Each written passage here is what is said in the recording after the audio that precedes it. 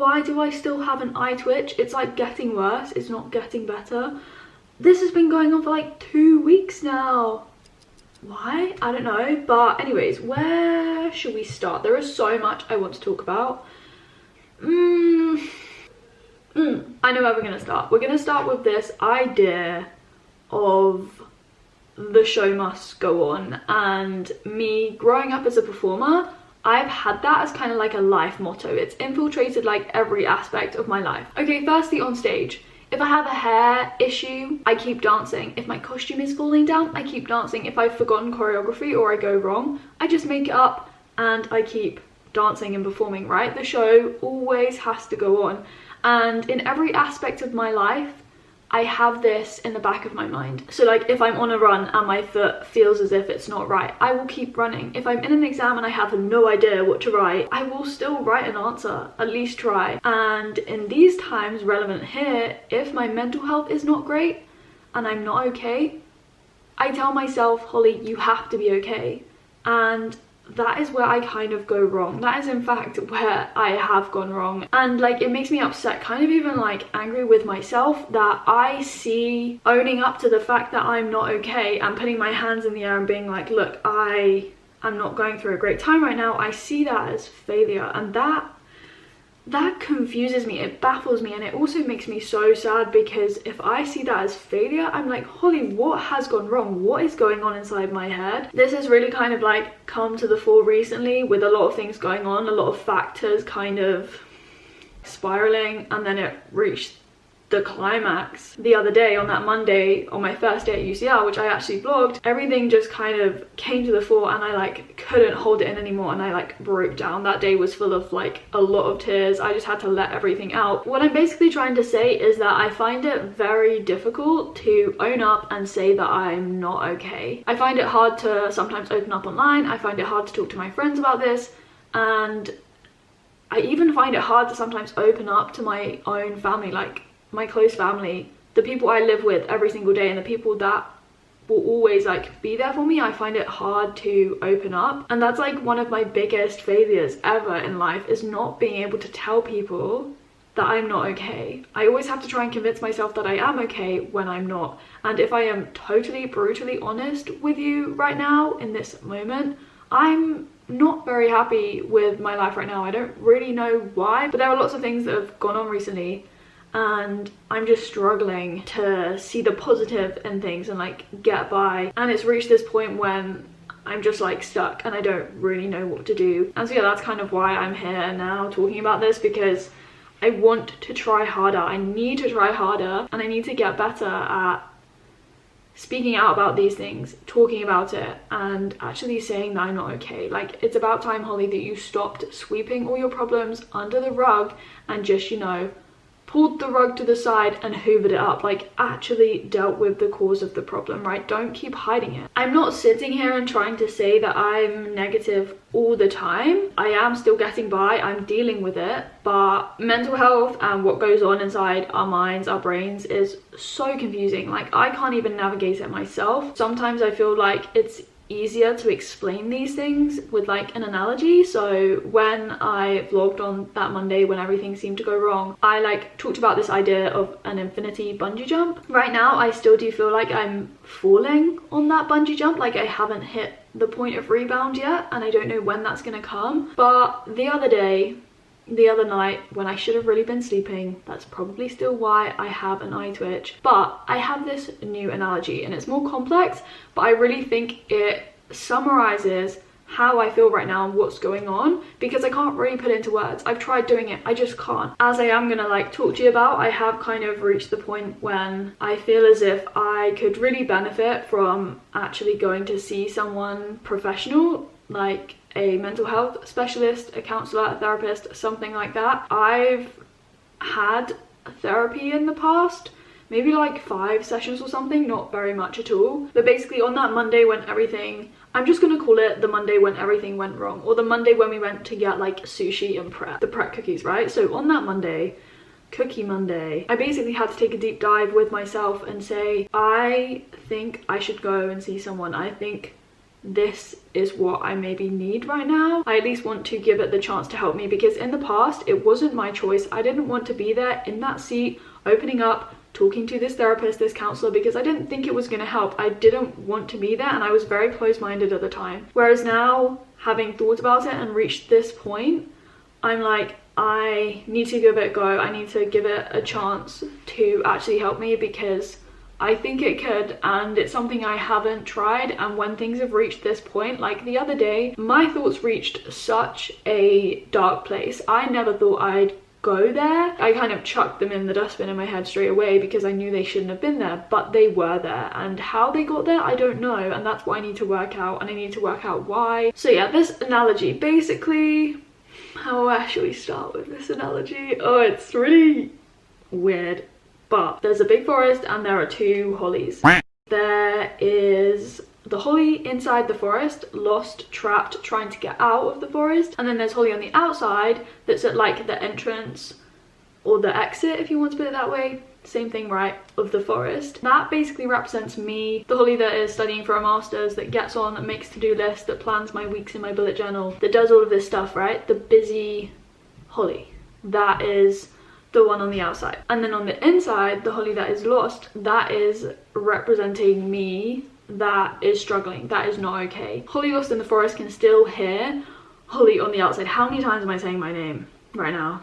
I don't know, but they can kind of communicate. They can't see each other, but they can communicate. Basically, as long as myself, let's say, in the forest can still hear my other voice, the holly that is like busy and getting on with everything, then we're okay. We're not like solving the problem, but we're okay. It prevents me inside, holly inside the forest, from going like deeper into the forest. And so relating that to my everyday life, I'm not addressing the problem, but I'm dealing with it, because I'm so busy and like distracted with everything. Like, yes, I'm studying for my master's, I'm also setting up my tutoring business, I'm doing YouTube and everything like this. As long as I'm keeping myself busy, then I'm fine. I don't have to actually like address the problem. It still might be there humming in the background, but I don't need to address it. That's kind of what goes on, and that is just me in a nutshell. I just keep myself busy so I don't have to address my problems. And so the solution to this would be like to get lost me out. There are lots of ways this could happen, as I've thought through. So me on the outside could go in and get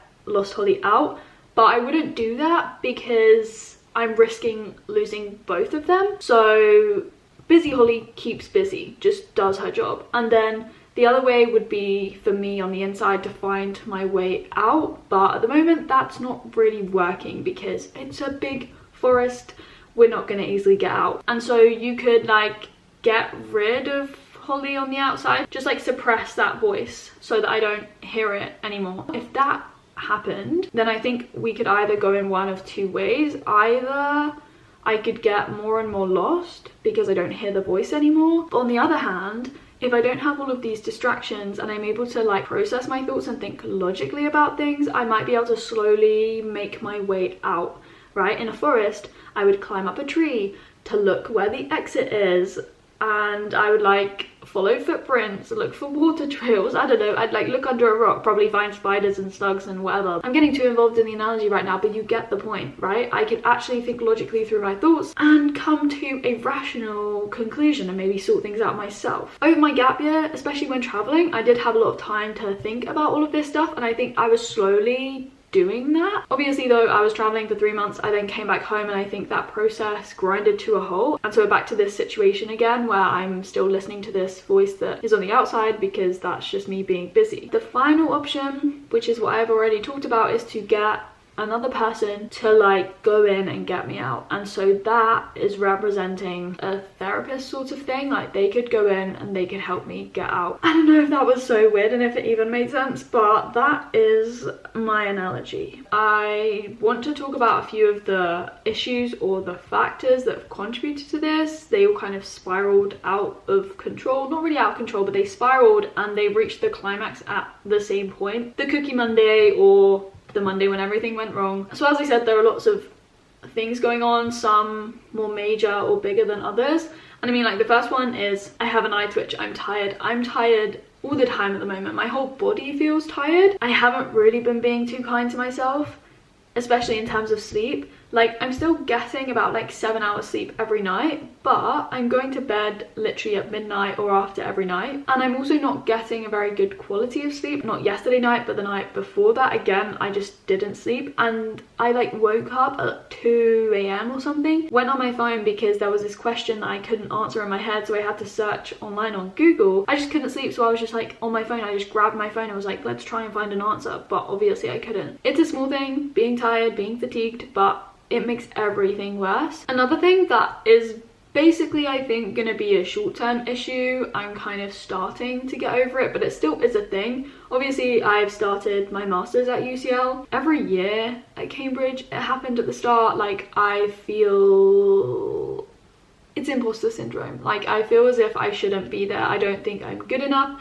I compare myself with other people. I think everyone is better than me. I don't know anything. Like, I'm just not on the same level as everyone else, and I don't know why, but I'm really hard on myself. And if I want to compare myself to anyone and compete with someone, I should compete with myself. It's not the best thing, but the thing that baffles me is that I'm comparing myself to people that I don't even know. On this course, like, there are 2 people that I do know, one vaguely-ish through Emily actually, and another was actually a really close friend of mine at Cambridge, and we danced together. So yeah, Jasmine, if you're watching this, shout out to you. But yeah, I do know 2 people on the course, but the rest, like, I haven't met. Everything is online. I'm studying from home. I don't know these people, so why am I trying to compare myself to them when I don't know them? And even if I did know them, I shouldn't compare myself to people anyway. As I find my feet with the course and I get into the swing of things, I should be fine. I just need to keep reminding myself to focus just on what I'm doing. Another kind of small factor is, like, leading up to all of this, I had just been recently, for like the past month or so, it's not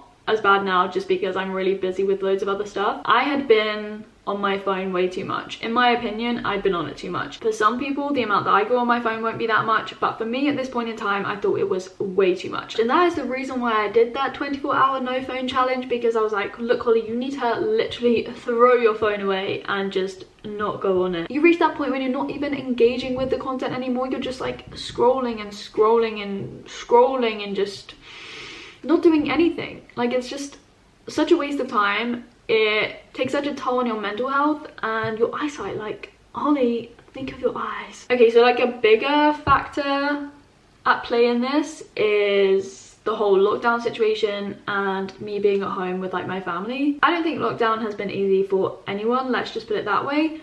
But kind of my experience with it is that obviously I came home from Australia and we kind of went into lockdown like 2 weeks after that. I literally became super independent, and when I came home I wanted to like maintain that independence, and I was like, you know what, I think I will be moving out quite soon. Those are my next steps. That's the best thing for me. I was just like craving independence, and because I had that vision in mind, when we went into lockdown and I realized that I wasn't going to be moving out as soon as I would have hoped, I kind of was left with bigger problems than if I'd have addressed them at the start. Again, being really honest, like, I'm not proud of the person I've become in my family. You shouldn't live with regrets, but I know that I can learn a lot from this. I'm very good at closing myself off. As I said, even from like my close family, you can literally give me an F grade, a full-on U, ungraded, for my communication with my family. I pull myself away, and I'm very good at being a temporary recluse. I don't know, I just want to be independent, so I'm like, I've just got to do everything myself and I want to be on my own. I just like push away the people, my family, that are always going to be there for me. Yes, I have reached that point when I feel like I would like to move out. It won't probably be yet because of the whole lockdown still and the pandemic, but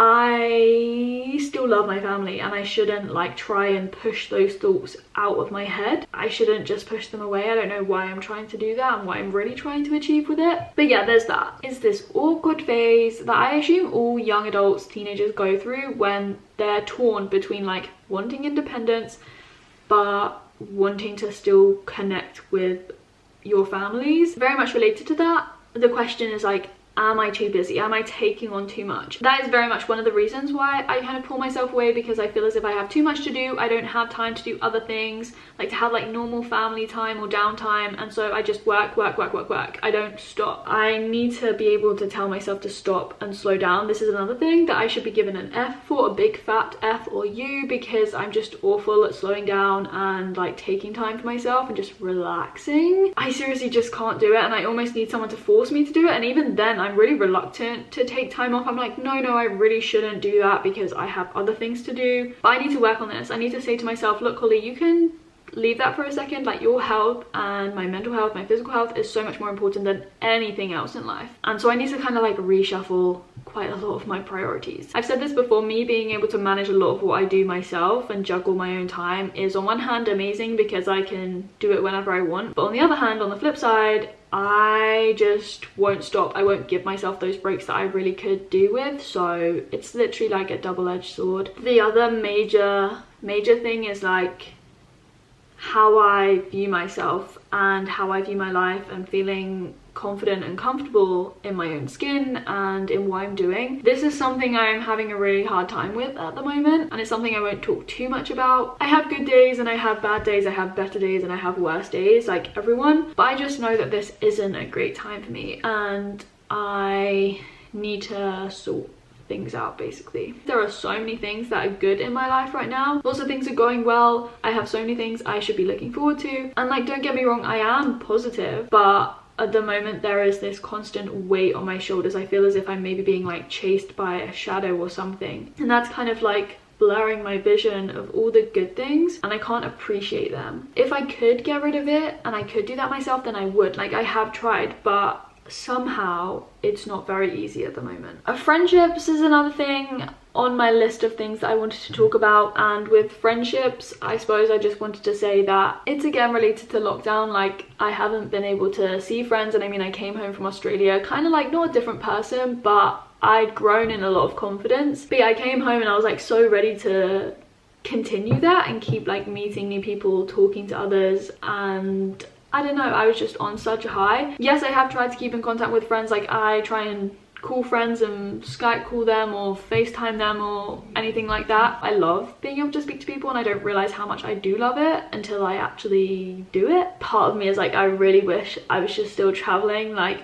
I don't know, I just found a whole new side of me. But don't get me wrong, I am really happy with what I'm doing right now. So yeah, I feel as if I've opened up quite a bit in this video, and I just wanted to be like super honest. I hope some of you might be able to relate to what I've said, and even if you can't, because nobody's situation is ever the same, I just hope that you realize you're not alone in times that aren't so great in your life. Nobody's life is perfect or positive all the time, because if that was the case, I don't really think you'd be human. I'm trying to remind myself at the moment, because Emily has that Desenio print that says breathe, but also it's a lesson from scuba diving that you should never forget or stop breathing. I know it's like ridiculous to say that because we obviously don't question breathing, but don't forget to breathe. In times when you just want to cry and you feel so tense and emotionally drained, things will get better. Also, I'm reminding myself that times like this are transient. But yeah, I will finish this video. I will speak to you very soon in another one. I don't know why I'm holding a pen, but yeah, I will speak to you very soon